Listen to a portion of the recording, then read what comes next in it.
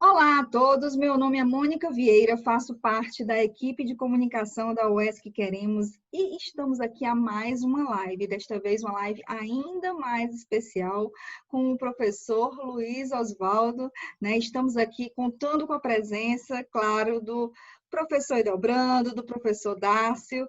E, por favor, professor Edelbrando, professor Dácio, antes de mais nada, antes de aí conversarmos um pouco mais com o nosso convidado especial, já já eu também faço a apresentação sobre ele, mas, por favor, dê o olá de vocês a todos que estão nos assistindo. Professor Olá, Edelbrando? tudo bem? Ótimo. Professor Edelbrando?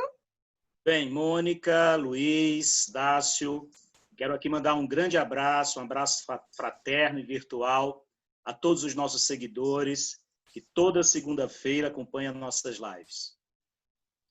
Olá a todos, é muito bom estar com vocês novamente aqui, com o professor Luiz nessa sala, Mônica aí da Inspira, nos inspirando nessa live, junto com o nosso anfitrião aqui, o professor Luiz. Professor Edelbrando, um forte abraço. Maravilha, maravilha. Antes de também, hoje o nosso tema vai ser sobre o contexto da educação nesse atual momento que estamos vivendo, né? Vai ser um debate, né? Uma conversa, um compartilhamento aqui de notícias. Estamos aqui, né, ansiosos para ouvir o professor Luiz Osvaldo, né? Mas, Edelbrando, antes da gente começar, de fato, né, a gente também gostaria aqui de usar este momento para compartilhar um fato muito, muito chato, muito incômodo, mas que é importante a gente reforçar aqui. Inclusive, a gente vem fazendo a divulgação nas nossas mídias, né, junto a todos aqueles que sabem da nossa idoneidade, da nossa verdade, da nossa paixão que a gente tem, né, e eu falo, eu também, porque, assim, o professor Edelbrando, o professor Dácio, são líderes fantásticos ao ponto de fazer com que todo o time se apaixone. Então, eu já falo nós, né, eu faço parte do time, e tudo que vem a querer desonrar, né, a nossa imagem me incomoda também. E aí eu queria, antes da gente começar, né, a conversar de fato o nosso debate, que o professor Edelbrando comentasse um pouquinho, rapidamente, sobre o que aconteceu, principalmente porque também fala diretamente do professor Edelbrando e de outro importante aí companheiro. Bem, gente, a Mônica já fez uma introdução e essa mensagem ela vai diretamente para os nossos seguidores, os nossos amigos e amigas que nos acompanham nesse projeto da UESC que queremos, né? Um projeto que sempre discutiu propostas, sempre discutiu a universidade pública e gratuita e as suas possibilidades. Esse sempre foi o nosso projeto desde o primeiro dia da campanha eleitoral e tem sido isso que a gente vem focando, dando importância nas nossas lives. Infelizmente, nem todos se comportam assim no processo eleitoral. Estamos sendo vítimas das redes sociais, nesse quase submundo, muitas vezes, das redes sociais, com notícias, né? Notícias falsas, informando que eu estaria numa lista chamada lista suja do TRE, e, ao mesmo tempo, informando que eu estaria inelegível. Essas são notícias fantasiosas que buscam, na verdade, induzir as pessoas ao erro, e eu quero aqui anunciar essas e, portanto, colocar para vocês o que, de fato, vem ocorrendo. Primeiro, nós não fazemos parte de lista suja nenhuma, nós não estamos em nenhuma lista que está sendo enviada ao TRE, que torna aquelas pessoas com a possibilidade de inegibilidade e, portanto, nós não somos inelegíveis e não estamos figurados no quadro de fichas sujas. Não, isso não existe, isso é uma notícia falsa que está sendo divulgada de má fé nas redes sociais.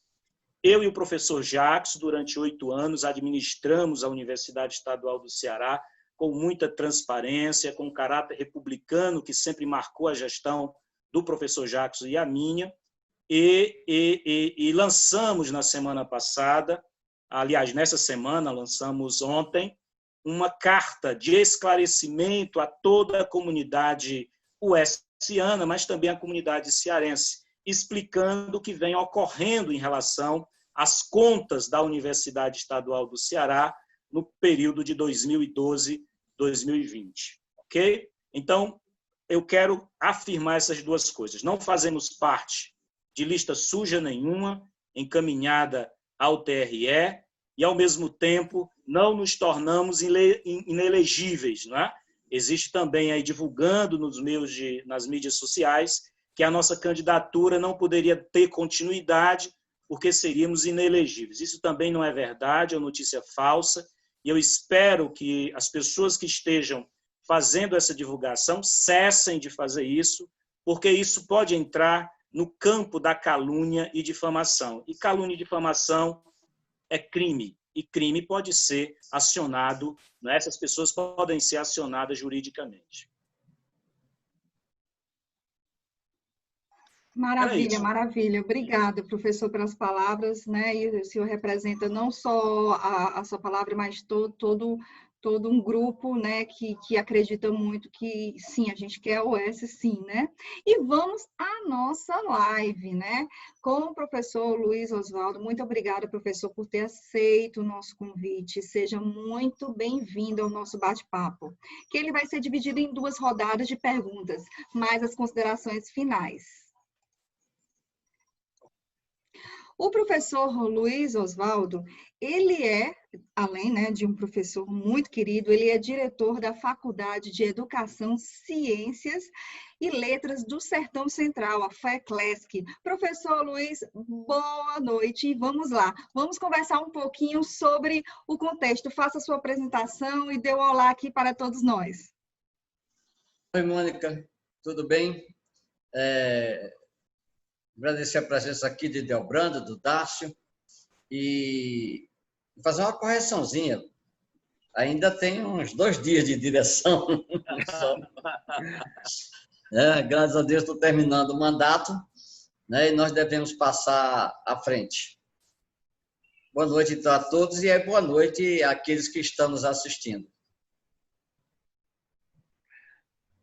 Maravilha. E professor Delbrando, professor Dácio, por favor, então vamos começar agora o nosso debate, né, sobre o contexto atual que a gente vive, como realmente fazer uma análise sobre como é que a educação está em relação a esse momento, que não só a UES vive, né, mas a humanidade vive neste atual momento. Bem, gente, mais uma vez, boa noite a todos e a todos. Mais uma vez, um abraço muito grande a todos os nossos seguidores que toda segunda-feira nos acompanham nessa live. Agradecer demais a presença do Luiz. Fizemos uma tentativa na semana passada, mas dessa vez vai dar certo.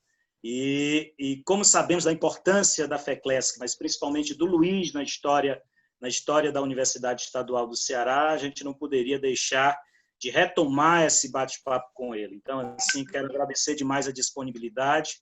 Meu caro amigo Dácio, sempre companheiro de luta, de batalha, e de um projeto que será vitorioso no final de todo esse processo. Nós estamos vivendo ainda um período especial, né? Um período ainda de pandemia. Estamos reduzindo, logicamente, os números, não é, principalmente de óbitos, mas nós ainda estamos sobre algumas regras vinculadas ao isolamento social. Por exemplo, as universidades ainda não voltaram às suas atividades presenciais. Isso mostra, né, o tamanho ainda das preocupações que envolve essa doença, essa pandemia, e os cuidados que nós devemos continuar tendo diante dela, né? Então, é sobre isso que a gente ainda precisa discutir, precisa debater. Mas eu queria, inicialmente, pedir ao Luiz que fizesse uma apresentaçãozinha um pouquinho mais larga da sua história, não é? Para quem não sabe, Luiz foi perseguido pela ditadura militar e a Fafidam, e ele tem uma história bonita, porque eu sou da Fafidam, e a Fafidam o acolheu nesse período que ele estava aí sendo perseguido pela ditadura militar. Luiz também participou do governo Lula e foi responsável pela criação de um grande programa nacional, que se tornou um grande programa nacional, que inclusive as universidades estaduais conseguiram entrar nesse programa, a UES conseguiu entrar, que é a Universidade Aberta do Brasil, ou através, logicamente, no caso da educação aberta, da Universidade Aberta do Brasil, da educação à distância. Por isso, foi pioneiro dessa rede que se criou a partir do governo Lula no país. Não é? E foi responsável, portanto, esse programa é responsável pela formação qualificada, pública e gratuita de muitos dos nossos irmãos e irmãs brasileiros e brasileiras. Então, eu queria que ele contasse um pouquinho dessa história, dessa sua experiência na gestão, para que os nossos seguidores, a comunidade como um todo, tenham conhecimento da importância dessa trajetória do Luiz para a Universidade Estadual do Ceará, para as universidades públicas no Brasil, por que não dizer para o país. Luiz, eu queria que você gastasse um pouquinho do seu tempo falando um pouquinho sobre isso. Ok. Eu sempre costumo dizer que a gente, quando vai dizer o que é, termina falando do que é que faz, né? Eu gostaria de começar dizendo em que é que eu me tornei até agora, porque posso mudar. Eu nasci de uma família muito tradicional. Meus pais não eram ricos, principalmente meu pai era muito pobre. Minha mãe não, tinha mais posses. Mas era uma família tradicional, educada religiosamente. Meu pai no Colégio de São Bento, dos Beneditinos do Rio de Janeiro, e educado quase por caridade, porque ele vendia, como é que chamava, meu Deus, pirulito, daquele que tinha aquela tábua cheia de buraquinho, aqueles pirulitozinhos ali, né? E minha mãe foi educada pelas Doroteias, interna em Natal. Bem, então eram duas famílias tradicionais, politicamente e religiosamente. Essa é a minha condição histórica. Foi dentro desse ninho que eu vim ao mundo. Nasci em Natal, em 1946, um ano após a Guerra Mundial, que levou meu pai para Natal, que como militar ele foi patrulhar as costas de Aracati até Natal, com o perigo que se chamava dos submarinos alemães, que na verdade a gente sabe, e ele já me dizia isso, que eram americanos, né? Então, eu fui criado em casa num rigor de uma família, ao mesmo tempo, com a segurança militar de meu pai, né? Minha mãe, filha de latifundiários, e com uma formação religiosa muito arraigada. Bem, mas também aprendi com eles. Aprendi com eles mais a questão da obsessão pela justiça. Aprendi muito isso com eles. Meu pai, de uma forma muito especial, como militar, ele conseguiu se contrapor várias vezes. Inclusive, eu nasci antes do tempo, porque minha mãe ficou muito sobressaltada com a prisão de meu pai, porque ele tinha sido encarregado anteriormente de prender estudantes que eram subversivos, como o Exército dizia na época, porque liam obras comunistas, e, no entanto, os estudantes liam Dostoiévski, não tinha nada a ver, né? E porque ele se recusou, ele foi preso. Respondeu o inquérito. Aí assim, sempre assim, viu, Ildebrando? A pessoa é acusada, mas tem o direito de defesa, né? Ele teve direito de defesa, saiu da prisão, mas papai era muito duro. E quando o coronel voltou, o coronel que o prendera voltou como general comandante da região militar de Natal, que foi cumprimentar os oficiais, papai botou as mãos para trás e cuspiu no chão. Aí, por isso, foi preso merecidamente. Bem, foi aí que eu nasci. Então, esse é o contexto em que eu fui colocado no mundo. Natal é uma cidade que, naquele tempo, se modificava muito, uma cidade que a gente podia dizer interiorana, uma província do interior, né? E, de repente, se vê invadida por 400 militares americanos num dia só, de aviões que chegavam, aquelas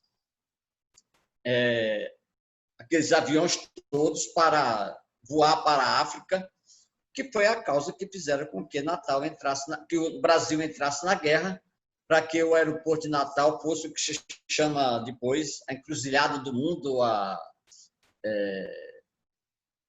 encruzilhada da vitória, qualquer coisa assim. Bem, só que cada um de nós, como Paulo Freire alerta, não tem apenas uma dimensão de historicidade, tem também uma dimensão de criticidade. E eu fui vendo na minha vida, convivendo com sertanejos, trabalhadores, inclusive da fazenda do meu avô no interior, eu fui aprendendo com eles muita coisa. E tomei uma decisão de estar do lado dos oprimidos. A história da FECLESC é muito isso, né? Foi uma luta que eu tive, que comecei quando vim para Quixadá, assumi o Banco do Brasil, e que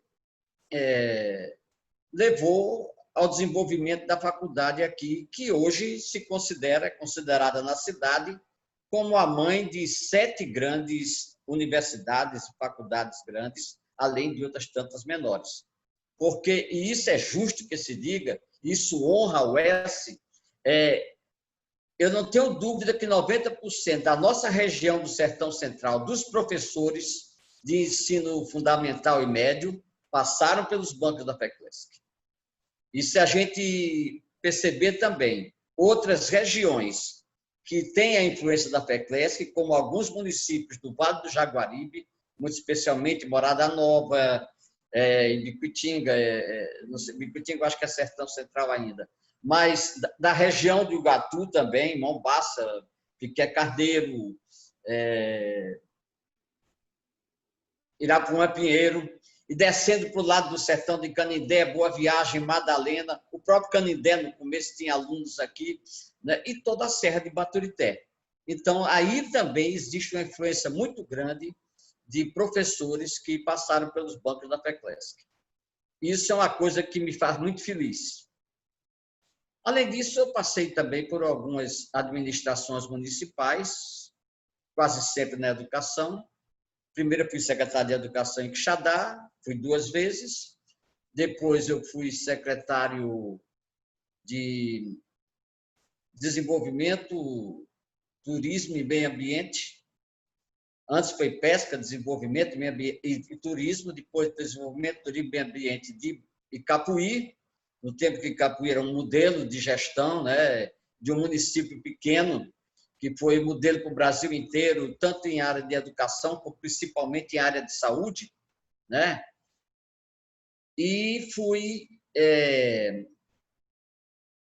secretário de senador Pompeu, de educação também, e fui assessor da prefeitura de Curaçá, na Bahia, né? Sempre tentando desenvolver projetos de educação.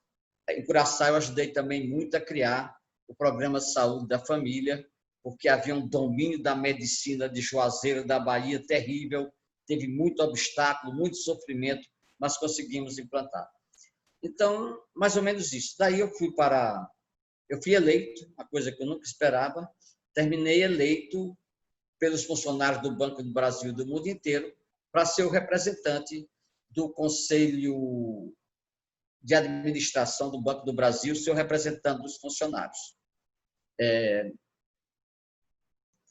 Depois, voltei para cá e já havia me aposentado do banco quando fui convidado pelo presidente Lula para o cargo de vice-presidente do Banco do Brasil na área, na época era gestão de pessoas, risco e crédito. Eu não entendia nada de risco e crédito, né? Aí disse a ele que não aceitava, né? Mas, finalmente, houve um convencimento de que eu poderia ficar, ele separaria, o Conselho de Administração mudaria o esquema do banco, o organograma do banco, e eu ficaria só com gestão de pessoas.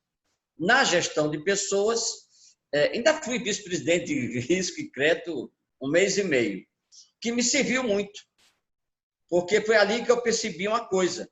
Quando me expuseram todas as linhas do crédito do banco, eu fiz uma única pergunta.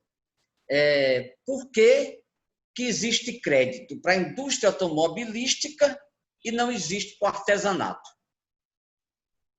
Parecia uma pergunta descabida, mas como nós fomos mostrar as estatísticas que o IPEA havia proclamado um ano antes, ainda na gestão Fernando Henrique, onde o artesanato ainda não tinha tido um grande desenvolvimento, o volume de recursos movimentado pela indústria automobilística era o mesmo volume de recursos movimentado pela indústria do artesanato.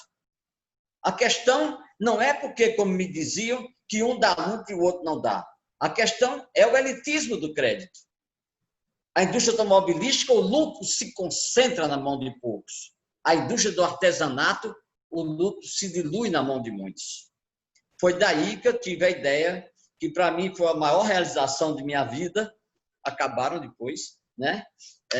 Minhas realizações geralmente acabam depois, que foi de criar o desenvolvimento regional sustentável, uma estratégia de crédito do Banco do Brasil, onde em 3 anos e tanto, nós conseguimos tirar da classe E para a classe C cerca de 1.200.000 e tantas mil famílias, ou 500 e tantas mil famílias, não recordo mais os números. Muitas delas permaneceram, outras, evidentemente, com as políticas que vieram depois, mas era um programa um programa de crédito, mas baseado em Paulo Freire. A palavra-chave foi: ninguém educa ninguém, ninguém se educa sozinho, os homens se educam em comunhão. Ninguém liberta ninguém, ninguém se liberta sozinho, os homens se libertam em comunhão. Então, não era um produto, não era um crédito individual, era um crédito em pequenas associações que tinham que se organizar para isso, tinham que fazer projetos técnicos, sim. Para isso, o banco tinha que contar com várias parcerias, que foram as mais variadas possíveis, tá? E que o dinheiro era a última coisa a chegar, para dar tempo de desistir quem só queria o dinheiro. E enquanto não tivessem aquela mentalidade de cooperativismo, de trabalhar em conjunto, de associativismo, o dinheiro não saía. E eu inclusive, teve uma aluna minha que fez um estudo sobre a influência da pedagogia do oprimido de Paulo Freire na economia do oprimido, que eu acho que é um ponto que deveria ser mais explorado, porque o Paulo ele é reverenciado em muitas e muitas áreas da ciência, né? A economia talvez também devesse um pouco fazer isso. Mas eu tenho um artigo de um livro que foi num fórum assim totalmente de direita, né? Que era eu não me recordo bem o nome, eu já passei dos 15 anos, começo a me esquecer. Mas o fórum era comandado por aquele ministro do planejamento, ainda no tempo da ditadura, o João Paulo dos Reis Veloso, né? Que era um piauiense. E ele me convidou para falar, todo mundo falando de macroeconomia, eu fui falar lá de desenvolvimento regional sustentável, mas está lá o artigo. Né? Então, esse eu vi que o Lula tinha razão. Ele diz, o Quixadá é importante, mas o Brasil é mais importante do que o Quixadá, né? E você poderá fazer muito pelo Quixadá e pelo Nordeste. Porque eu tinha me feito uma promessa, quando eu saí do seminário, de não ir para o Sul. Meus pais estavam morando lá, queriam que eu fosse para lá, conseguiram um emprego muito bom naquela época. Eu não quis. Eu quis ficar no Nordeste, uma opção minha. Tá? E foi aqui que eu consegui escapar do fato da expulsão da faculdade, em São João del Rei, e depois tentar várias faculdades e sempre recebendo 2 dias depois uma resposta de que não. Eu devo isso muito ao Padre Pitombeira, lá na Fafidam, que também me ligou para 2 dias depois para dizer que eu tinha que ir lá, mas que fosse num sábado. Eu fui falar com ele, só ele, e ele me disse, tem uma proibição. Eu vou fazer que não vejo porque está terminando essa. Se colar, você cola grau. Colou e eu colei grau. Então, assim, eu sou ex-aluno da Fafidam com muito orgulho, né? E foi quem salvou minha vida acadêmica, né? Foi a Fafidam. Nessa época, eu já estava empenhado em criar a FECLESC, E me lembro até que a Raquel foi fazer uma palestra lá na Fafidam e me viu assim na segunda ou terceira fila, ela denunciou que eu tinha um penetra lá, né? Que estava criando a outra faculdade aqui. A Raquel de Queiroz. Bem, eu acho que foi isso, né? Então, Ildebrando, eu quero até concluir dizendo que eu conheço perfeitamente. Do banco eu ainda fui para o Ministério da Pesca. Eu quero que você fale a semente que você plantou da educação à distância pública e gratuita no Brasil. Tá. Já tinha esquecido. Mas eu quero dizer que eu conheço o sistema todo dos tribunais, de tudo isso. Eu sei que eles veem aquelas coisas com lupa, né? E tem até que eu já respondi processo por 3 centavos. Tá? E é sagrado o direito de defesa, né? E aí é no direito de defesa que você começa a esclarecer certas coisas, ou buscar documento que faltou, que esqueceu, que alguém viu atrasado, aí começa a fazer a juntada. Então, eu quero mostrar também aqui minha solidariedade por você e pelo Jackson, né, que eu considero que foram 2 grandes reitores que a universidade tiveram. Tá? Bem, quanto à Universidade Aberta do Brasil, quando eu saí do Conselho de Administração do banco, meu sonho era voltar para Quixadá. Meu sonho sempre foi voltar para Quixadá, né? Aí eu riscava no calendário os dias que faltavam. Pertinho de eu voltar, terminando o meu mandato, eu fui chamado pelo diretor de Recursos Humanos a convite do Itamar, porque o Itamar tinha dito que todo mundo no banco, o banco tem um negócio, a pessoa não cai para baixo, não, cai para cima. Né? Então, aí todo mundo queria que eu ficasse na universidade do banco. Né? Assim, tinha o nome de chefe de departamento, mas era o reitor da universidade do banco. Né? E por que o Itamar queria? Porque ele tinha uma certa gratidão por mim, porque fui eu que realmente coloquei a pá de cal, né, de certa forma, no governo Collor. O governo Collor já estava acertado com a justiça que ele iria pagar os impostos da Operação Uruguai que não teria pago. Né? E continuaria presidente. Só que a secretária do Alcides Diniz, né, a Sandra, ela, porque tinha visto um jornal que eu fazia eletrônico, onde eu troquei a linguagem, comecei a tirar aqueles termos bancários, também os termos sindicais, o povo unido jamais será vencido, até porque eu acho que o povo unido quase sempre sai fudido. Né? Porque, na verdade, não basta a união é um pressuposto, mas tem que ter tática, tem que ter estratégia, tem que ter inteligência. Não adianta eu ter coragem para sair daqui e meter a cara na parede. Então, eu procurava fazer um discurso muito simples. Os boias frias, quando tomam as biritas, espantando a tristeza, sonham com bife a cavalo, batata frita. E a sobremesa é goiabada cascão com muito queijo. Depois, cigarro e o beijo de uma mulher de uma mulata chamada Leonor Dagmar. Essa é a felicidade. A felicidade é uma conquista, uma reconquista de cada dia. As nossas lutas todas têm que ser uma conquista, uma reconquista de cada dia. Nem sempre ganhando, nem sempre perdendo, mas aprendendo a jogar, como diz Guilherme Arantes, e a canção anterior do João Bosco e Aldir Blanc. Né? Então, eu terminei sendo convidado para ficar na Universidade do Banco quando eu terminei esse meu período. A forma mais delicada que eu tive de dizer para ele, sim, completando, a Sandra foi quem fez a denúncia, eu trouxe a Sandra para o Congresso, e ela fez a denúncia que derrubou o Collor uma semana depois. Né? Então, coitada, foi perseguida há muito tempo, não conseguia emprego, foi muito difícil. Então, ela grávida, 47 anos, grávida, gravidez de risco, mas eu acho que ela foi uma heroína naquele momento.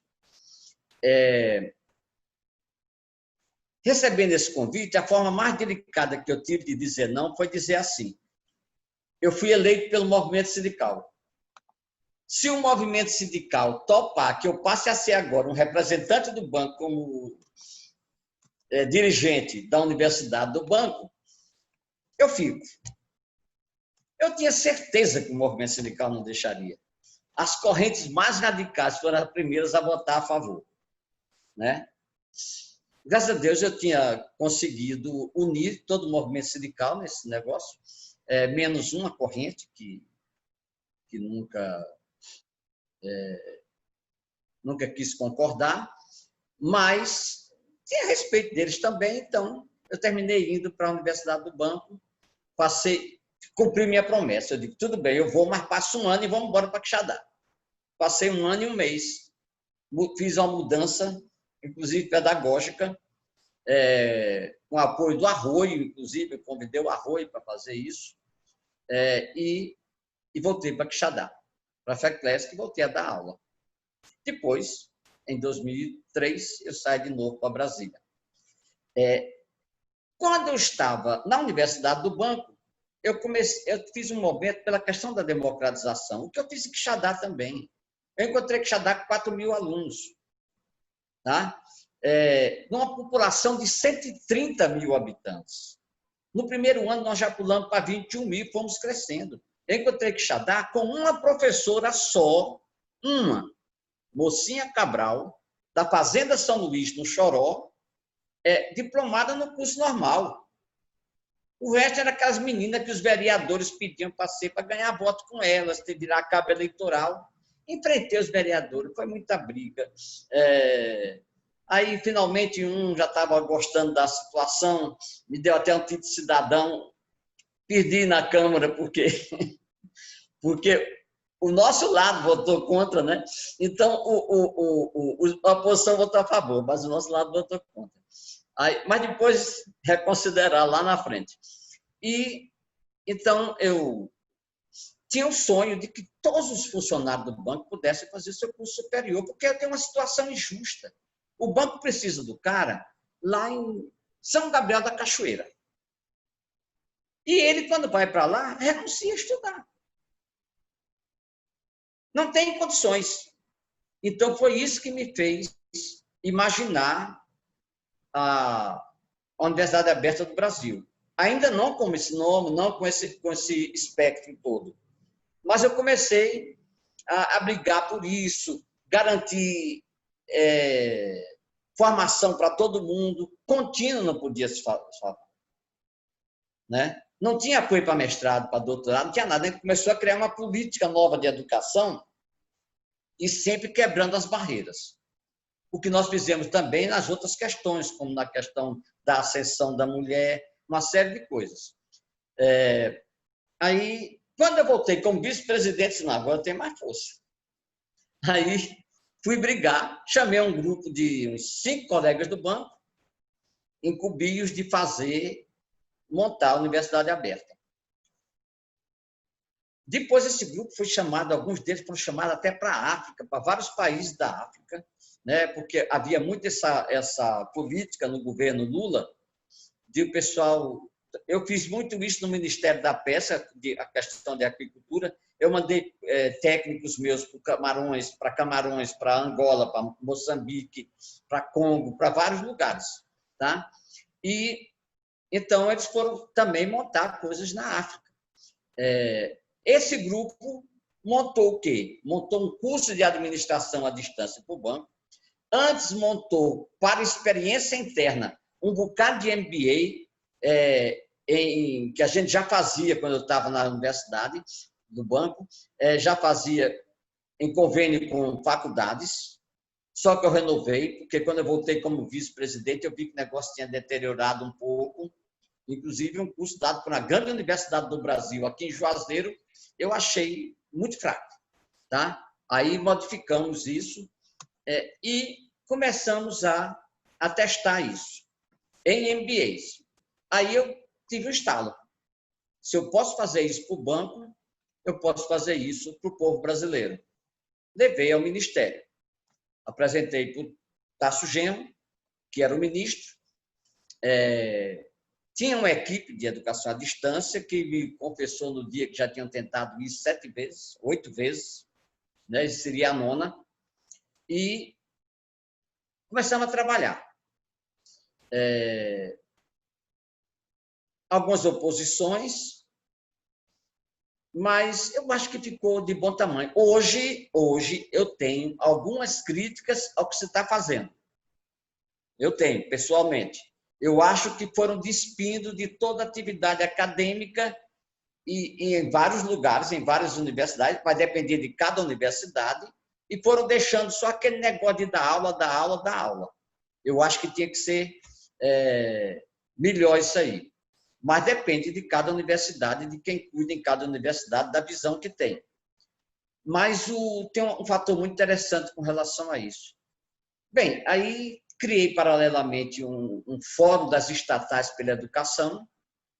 A gente conseguia reunir o pessoal ligado à educação de várias entidades públicas para dar apoio a isso. Alguns tinham interesse também. Só uma entidade grande que se recusou, que foi a Petrobras, eu nunca entendi por quê, porque achava que já tinha tudo. Mas era uma questão também de fazer para o resto do povo brasileiro, né? E eu estou falando tudo porque o Flávio Rangel diz no Liberdade, Liberdade, que não falo onde não for a boca livre. Tá bom? E então eu consegui fazer essa discussão lá dentro. Demorou um pouco, algumas resistências. Finalmente, uma reunião para fechar isso. Estabeleceram-se em 2005 que iam começar em 2007. Tinha uma eleição antes. Outro presidente, eu não sei o que seria. Aí eu bati na reunião que teria que ser em 2006. Quem entrasse depois, se quisesse acabar, ia pagar o ônus de acabar. Foi então que quem estava presidindo a reunião, que era a secretária da Casa Civil, né, a ministra da Casa Civil, que era a Dilma, bateu na mesa e fechou. 2006. Aí começaram as dificuldades. Mas não tem aparelhamento, não tem isso, não tem aquilo. Aí eu ofereci uma oportunidade. Eu digo, eu vou convidar todos os funcionários do banco que não fizeram universidade a se matricularem e prestarem vestibular, normalmente. Aqueles que passarem, eu faço um cálculo de tanto por cada um, e como eu não vou poder pagar a universidade pública, o banco doa esse valor à Universidade Aberta do Brasil como doação, como patrocínio. Então, o banco tinha essa política de patrocínio, conseguia aprovar internamente no banco, tudo isso tinha uma briga dentro do banco, né? Então, consegui aprovar e me incumbi da missão de sair visitando as federais. Eu saí visitando as federais e a primeira universidade, as universidades públicas em geral, né? Não só as federais. A primeira universidade que eu fiz foi a minha, a UES, com muito orgulho. Foi a primeira que aceitou, demorou um pouco, mas depois começou. Já na UFC, nós tivemos um apoio muito grande lá me lembro particularmente do Mauro Pequeno, que foi um dos caras que ajudaram muito esse desenvolvimento, assim como um professor da Universidade Federal do Rio de Janeiro, se não me engano, uma das universidades públicas do Rio, o Carlinhos Biechowski, que depois foi secretário do Ministério. E ele apareceu lá exatamente por conta da Universidade Aberta. Mas o que eu sinto de mais interessante nisso é que quando o MEC fez o lançamento, me chamou para gravar um vídeo. Eu gravei o vídeo.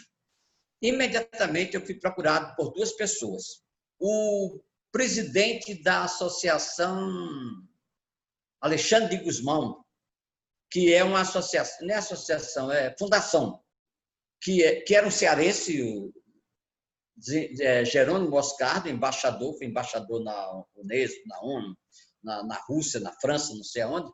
Ele era o presidente da fundação e queria saber sobre isso e começou a oferecer, inclusive, disponibilizar uma série de material da Fundação Alexandre de Gusmão, muito interessantes de política externa, de história, de geografia. Eles têm uma coleção maravilhosa. Até pedi uma doação para cada unidade do interior. Mas, na época, os diretores parecem não se... E pedi para a UES também, mas acho que ninguém se interessou muito, não, né? Aí tinha que fazer o pedido, não sei o quê, mas eu espalhei na época, né? E outra pessoa que ligou foi o Guxiquem, que foi meu mestre no movimento sindical e era o ministro das comunicações. Não, de estratégia do governo. E eu fui chamado lá, levei meu pessoal e o presidente da área, o diretor lá da área técnica do Ministério da Estratégia era um coronel do Exército, o coronel Oliva, irmão do Mercadante. E o coronel Oliva me falou isso, que depois ele repetiu, eu levei para ele dizer isso dentro do banco, porque eu tinha que lavar também a minha luta dentro do banco, né? Para a diretoria do banco, pedi para ele fazer uma palestra lá sobre estratégia, e ele falou isso, que de todos, que o governo, o Lula, tinha encomendado uma pesquisa, o que é que o povo brasileiro mais desejava. E, disparadamente, o primeiro lugar foi a educação de qualidade. Era o que se pensava na época. Tá? Lá na frente, a pesquisa, até aquele sistema da pesquisa, de ver se foi isso, se não foi, né? A pesquisa perguntava o que é que o povo brasileiro deseja e não acredita que aconteça. Educação de qualidade. Então, o Lula tinha encomendado ao setor de estratégia do governo um planejamento para quando poderia ter uma educação de qualidade, pensando em todos os detalhes, formação de professores, mobiliário, equipamento, escolas, tudo, no Brasil todo. No Brasil todo. A pesquisa feita por eles apontava para o ano 2120. A distância, né? 2120. Então, quando apareceu a Universidade Aberta, eles refizeram essa pesquisa. Infelizmente, não se caminhou para isso, né? Tudo mudou. Essa pesquisa poderia trazer para que o Brasil tivesse educação de qualidade no ano 2030, parece. 2026, 2030, nesse período. Nós não vamos conseguir. Não demos continuidade a isso. E se ela podia ajudar isso, hoje ela é muito mais usada, a educação à distância, ela é muito mais usada para outros cursos do que para o magistério, né? E com as críticas que eu faço à forma como ela é aplicada em alguns lugares. Isso aí eu tenho apreciado muito grande, a mesma coisa na reforma que nós fizemos quando eu fui para a Universidade do Banco, o banco tinha criado, alguns funcionários do banco tinham criado um programa chamado Bebê Educar, que era para alfabetizar, um tempo que ninguém alfabetizava no Brasil, ainda na ditadura, né? E para alfabetizar funcionários do banco de marcenaria, dessas coisas, que teriam que fazer um concurso para poder se legitimar ali dentro, mas não sabiam ler. Então, esse programa pegou e a Universidade do Banco continuou fazendo um aqui, outro acolá, mas muito caro. Trazia 24 alunos, um de cada estado do banco, punha um mês pagando passagem, hospedagem, diária, tudo, um mês ou 2 meses, numa sala de aula, pagando caro um curso da PUC para formar alfabetizadores. Então, quando eu fui para a universidade, eu fui com a ordem do conselho, acabar com esse programa, porque gastava muito. Eu fiz de conta que me esquecia, durante uns 6 meses, liberei 2 funcionários só para dar esse curso pelo Brasil, e tudo para a imprensa, né, fazer marketing, e, ao mesmo tempo, fiz uma mudança total. Nós organizamos um curso onde vieram 30 pessoas do Brasil inteiro, no mesmo esquema, mas dessa vez para dar um curso de formação de formadores de alfabetizadores. Eles já eram alfabetizadores. Eu tive a satisfação muito grande porque foi feita uma seleção e o único município do Brasil que teve 3 na seleção foi Quixadá. Por quê?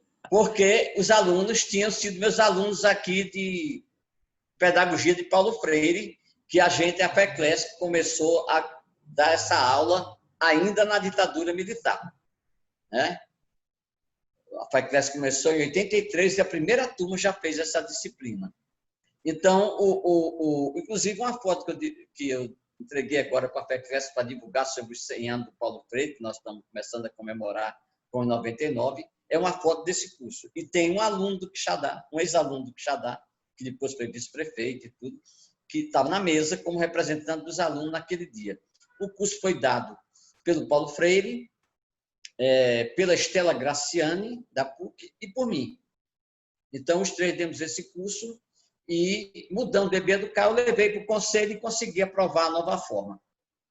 E ele só foi acabar, depois de ter milhares de alunos formados por ele só foi acabar há uns anos atrás, porque com a expansão do Brasil alfabetizado, ele se tornou meio desnecessário. Tá?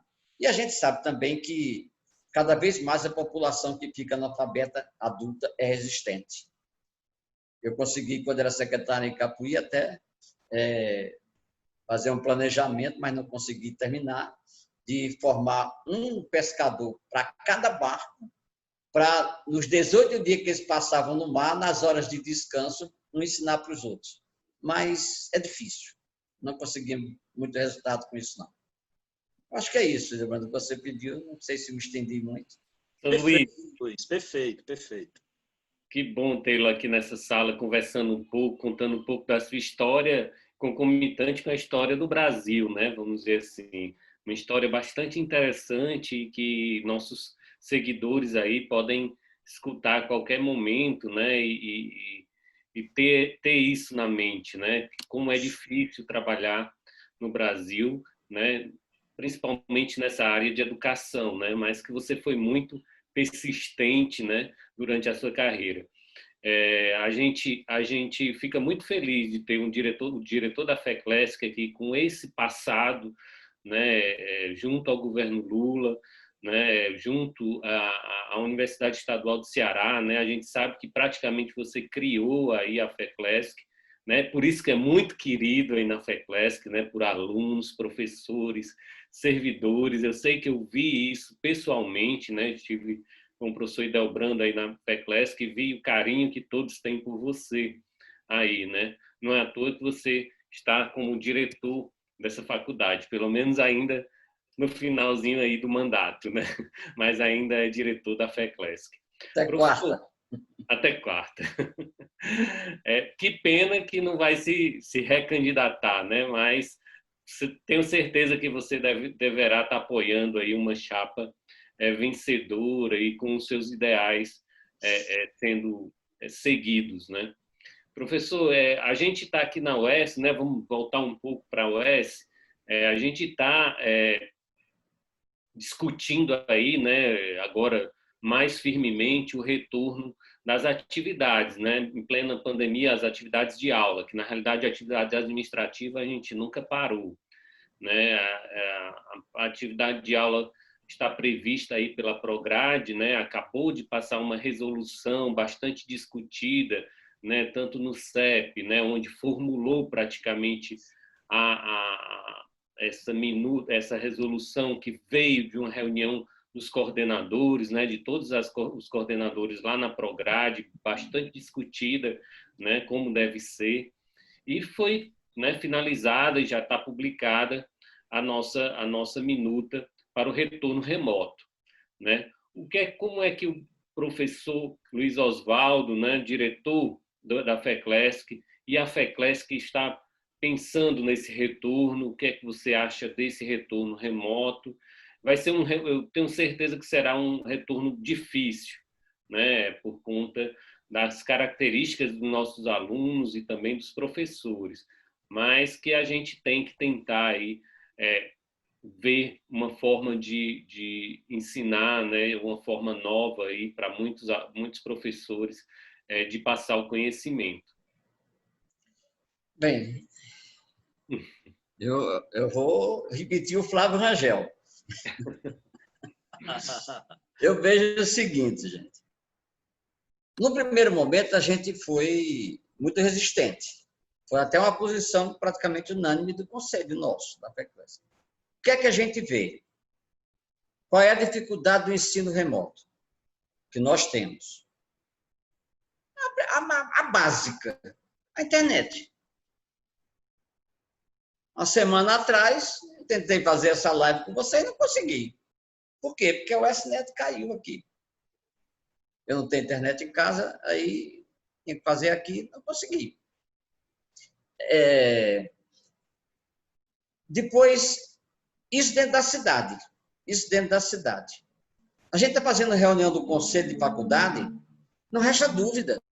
As reuniões de conselho de faculdade têm tido mais presença remota do que presencialmente. Tá? Mas é uma que cai aqui, outra que cai acolá, outra que fica no meio, outra que não consegue voltar. Dentro de Fortaleza, dentro de outras cidades. O Romero é um que cai sempre, né? Lá no Limoeiro. Aí, fazer a campanha dele. Então, isso, quando a gente passa no sertão, eu ando muito no sertão, desses municípios aqui todos, a gente vê gente na beira da estrada, às vezes em cima do monturo, em cima de umas pedras, querendo fazer uma ligação. Como é que estuda? Como é que estuda? Num celularzinho que não tem grande potência. Esse chip vai resolver? Ajuda, mas não vai resolver. Ele não é milagroso. Tá? Já é uma vitória, mas não é milagroso. A questão é de internet, é democracia, é internet ser para todos. Nesse Brasil, nós somos profundamente penalizados pela falta de democracia. Essa é a verdade. Tá? Então, e outra coisa, nós vamos improvisar. Para você ter uma universidade aberta, por exemplo, você tem que ter uma preparação para isso. As televisões ensinam. Mas não é no esquema de aula que a Globo ensina o que ela quer. Não é. É no jornal, é com a série de técnicas, é nas novelas. Eu me lembro que quando da primeira eleição do Lula, a Globo passou 2 novelas. A primeira, Que Rei Sou Eu, para mostrar o quê? Que o mendigo, trabalhador, que estava lá no meio do povo, se virasse rei de repente, ia queimar as terras, ia queimar as casas, tomar as terras, fazer tudo. Mas o príncipe de olhos azuis, bonitão, que estava disfarçado, como se fosse um filho bastardo do rei, ele sim ia trazer a paz e a prosperidade. E apresentava os ministros do império inclusive, com sede de pedágio na cara, crítica ao sede de pedágio do Sarney, apresentava aqueles ministros como os marajás. Na mesma hora, aparece um candidato com um discurso contra os marajás, que eram servidores públicos, e se elege em cima do mendigo. Qual era a outra novela? Sassá no tema. O trabalhador que, chegando no poder, se corrompe. Isso é ensinar o que ela quer. E toda eleição ela aparece de novo. Vale a pena ver de novo. Né? Então, quem é que melhor retrata o professor hoje no Brasil? Quem é que melhor retrata? Dias Gomes, gente, naquela que a Globo transformou em novela, o professor Astromar. Esqueço o nome da novela agora. O professor Astromar. Era o cara mais feio da novela. Namorava a menina mais bonita da novela, mas não podia casar com ela. Por que não podia? Ele representava o poder podre de Asa Branca. Ele representava o poder podre de Asa Branca. Na hora das inaugurações, não era o Coronel Malta, não era o Florim da Abelha, que era o prefeito, nem era o Zé da Medalha, que era os candidatos. Quem falava em nome do poder era o professor Astromar, usando frases em latim, palavras difíceis que ninguém conhecia, para conferir dignidade a um poder podre. É o professor também como aparelho ideológico de Estado, a escola.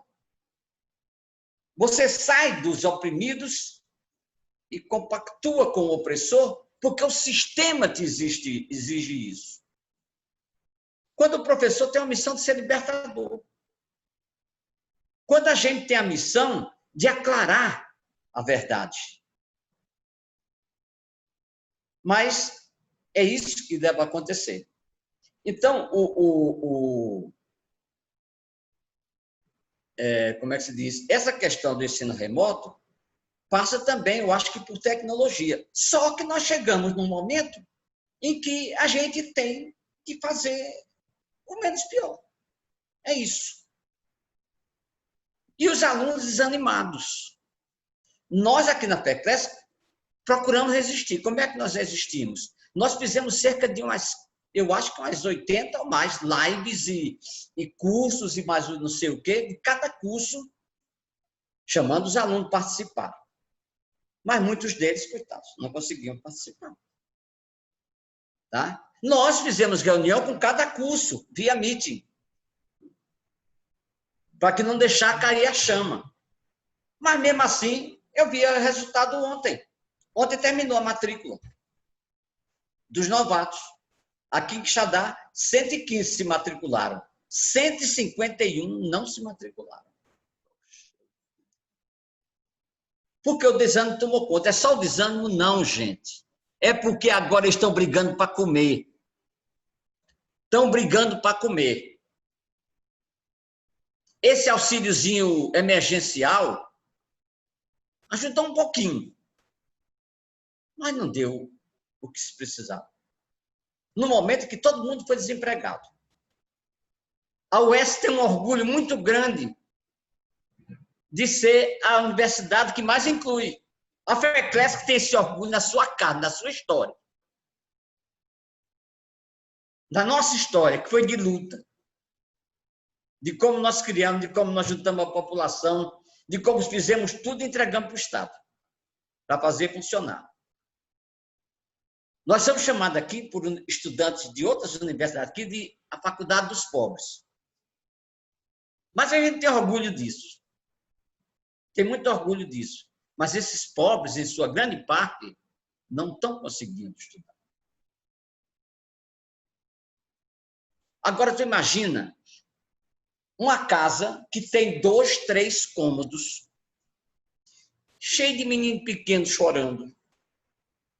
A mãe gritando com os meninos. Bode berrando do lado, galinha cantando dentro de casa. Como é que estuda? Essa é a minha visão. Tá? Mas, repito, nós temos que fazer agora o menos pior, com a tremenda dor no coração, porque nós sabemos que nós estamos excluindo muitos.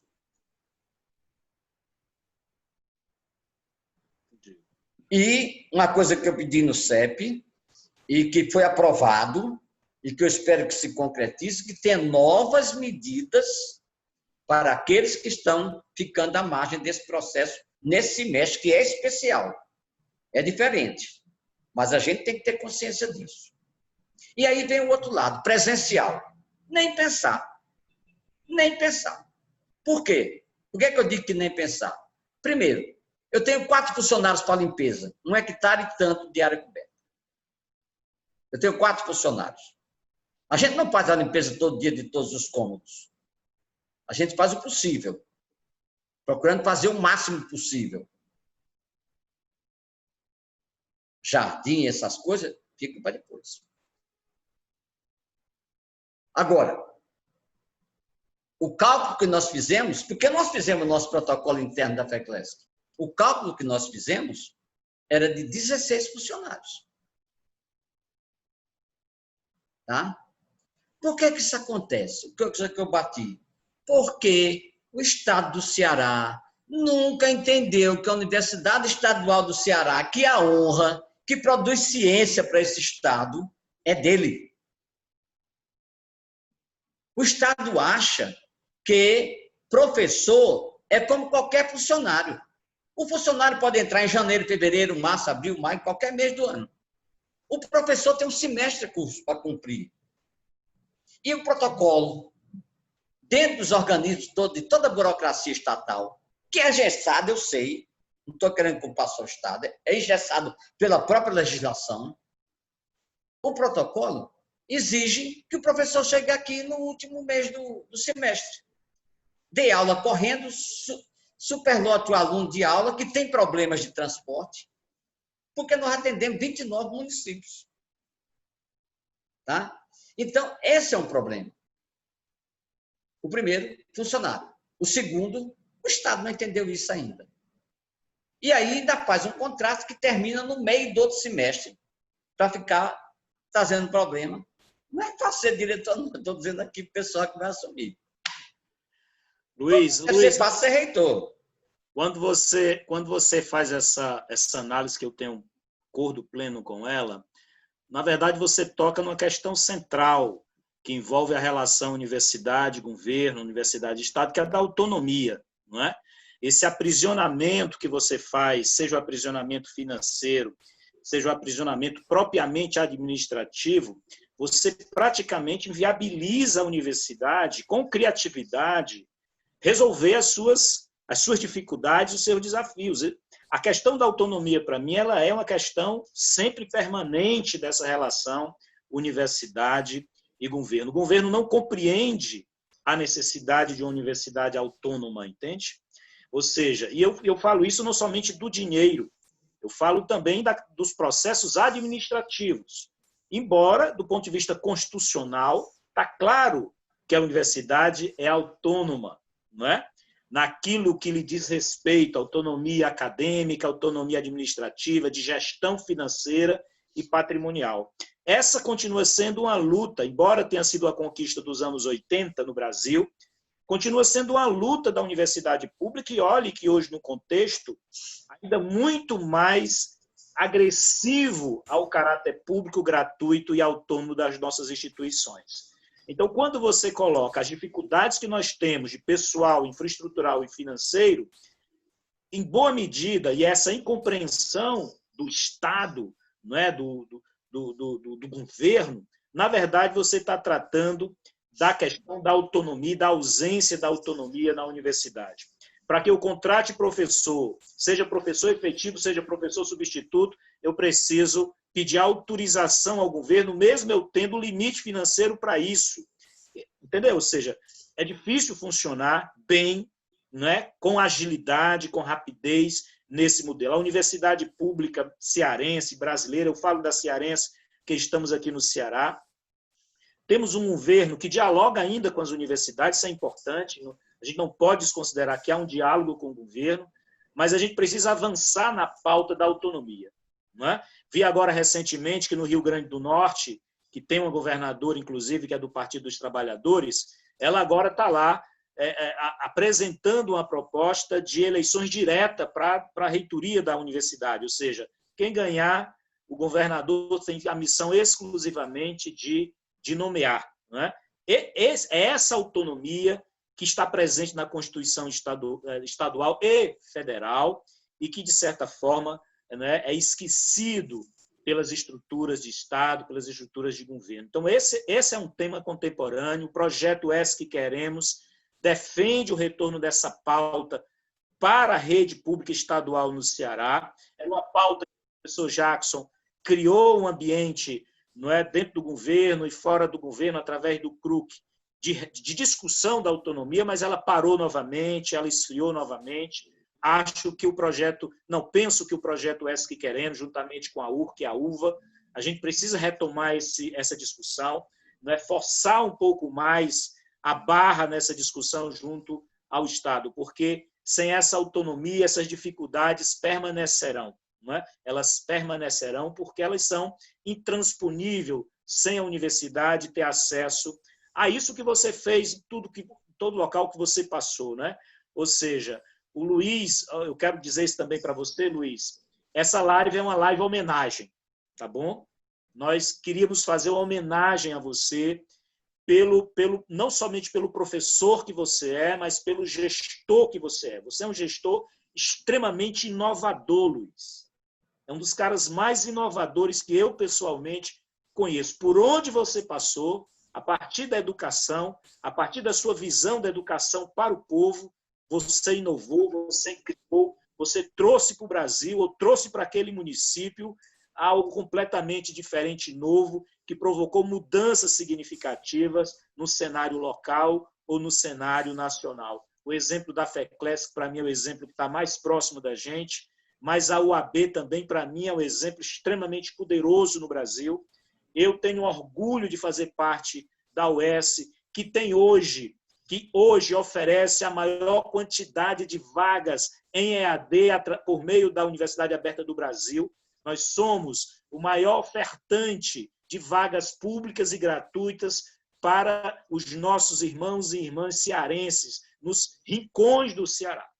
Não é? Oferecendo universidade pública gratuita, eu digo, um esforço muito grande de uma equipe extremamente competente, levando o melhor que a gente tem na universidade para formar bem esses professores. E a gente vem tendo resultados extremamente poderosos e importantes para o Ceará. E você, Luiz, faz parte disso, você é uma espécie de pai dessa ideia, e o projeto UES que Queremos tem um orgulho danado de ter você nos apoiando, um orgulho danado de sua trajetória, e eu diria mais que você é dessas pessoas inspiradoras.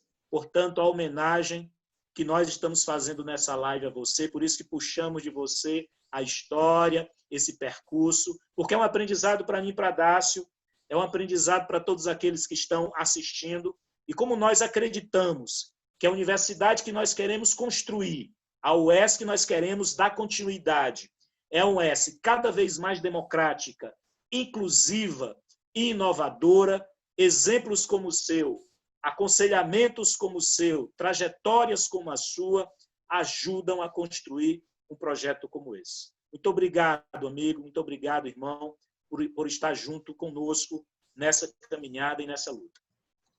Professor Dácio, depois dessa homenagem, gente, olha, eu estou aqui emocionada aqui com toda a história, né, do professor Luiz, com as palavras aí do professor Hildebrando. Professor Dácio, vamos aqui, né, as palavras finais, as considerações finais. Bom, como eu havia falado, né, eu acho que hoje esse vídeo, né, que a gente está fazendo para os nossos amigos aqui, seguidores, né, é muito inspirador, né? Essa homenagem, queria parabenizar o professor Luiz, na realidade, por sua trajetória, né? Parabéns, professor Luiz, né? Foi muito bom conhecê-lo, né? Agora um pouco mais, né, da sua história, a gente bateu um papo aí pós-reuniões, né, quando a gente foi em Xadá, que me deixou horas pensando sobre como dirigir melhor a universidade, né? Porque eu acho que a gente tem sim que escutar essas pessoas, né? A experiência dessas pessoas, e você é uma delas, para poder adquirir, né, conhecimentos para gerir uma universidade. O projeto UES que Queremos vai continuar solicitando seus aconselhamentos, né? Caso formos eleitos, esperamos contar com o seu apoio, né, de conselhos, né, principalmente em ações aí na FECLESC, né?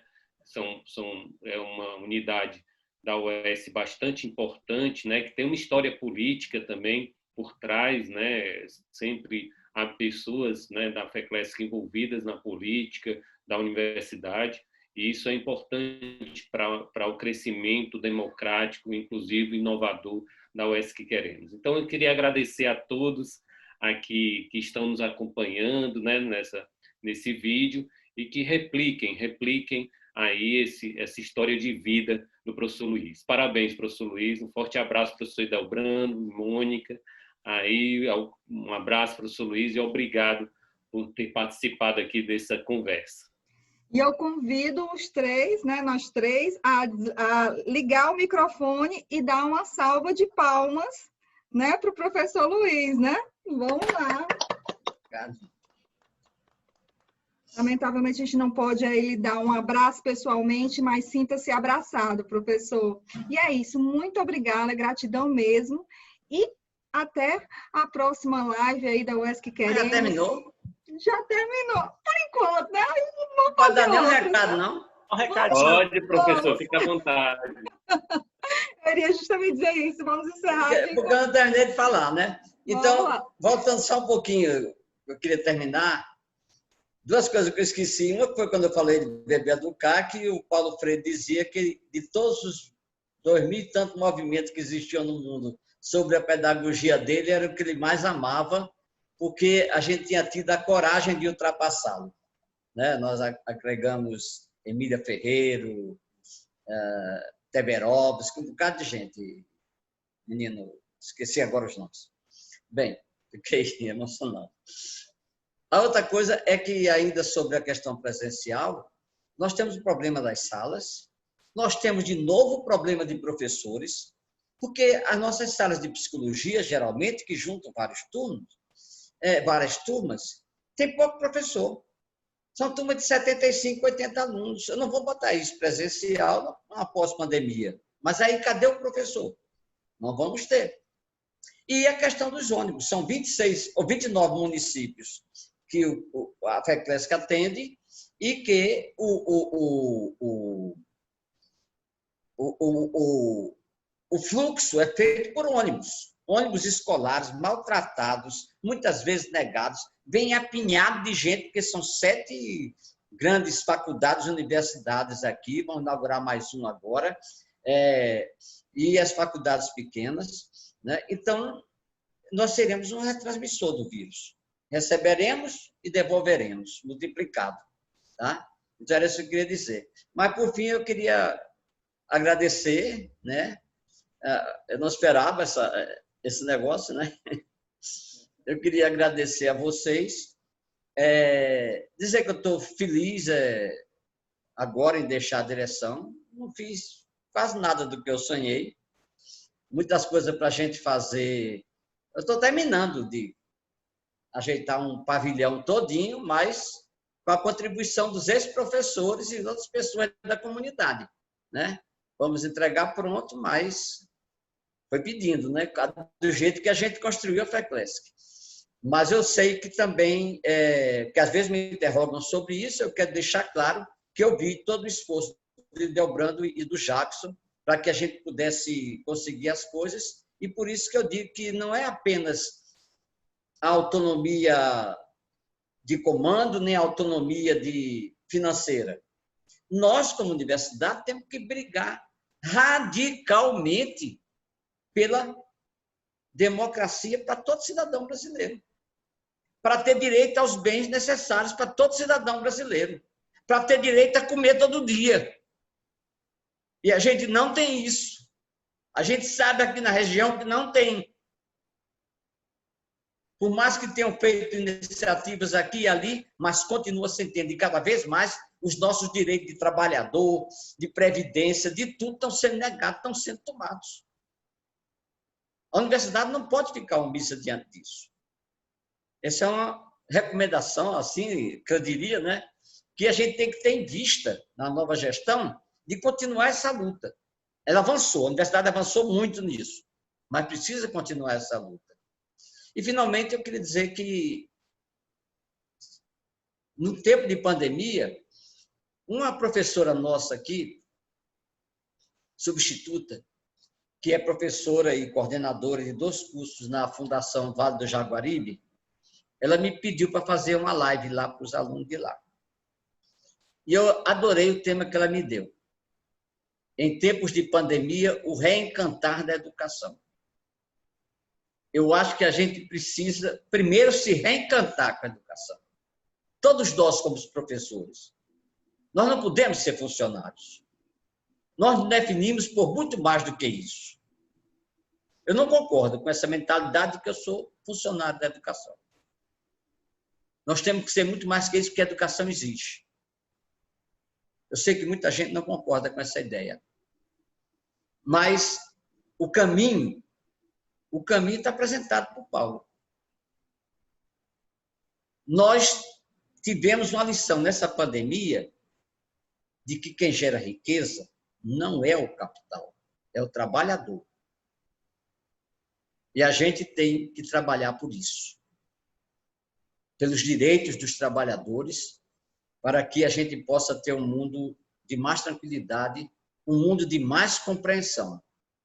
Por isso que eu vou dizer sempre que administrar o pedagógico tem que ser sempre um ato pedagógico. É isso que eu queria dizer. Muito obrigado a vocês pela homenagem e estamos juntos. Maravilha. Muito obrigada mais uma vez, professor Luiz. E é isso, né? Um abraço aí, né, em todos vocês, a gratidão de participar de toda essa história. A gente mudou até o tema, viu, professor, da live, porque foi um banho aí de história, a gente mudou até, isso foi um grande ensaio, né? E é isso que a gente vai aí estar divulgando, essa sua participação aí, mais do que especial. Um abraço, professor Dácio, um abraço, professor Idalbrando. Luiz, até a próxima live, gente.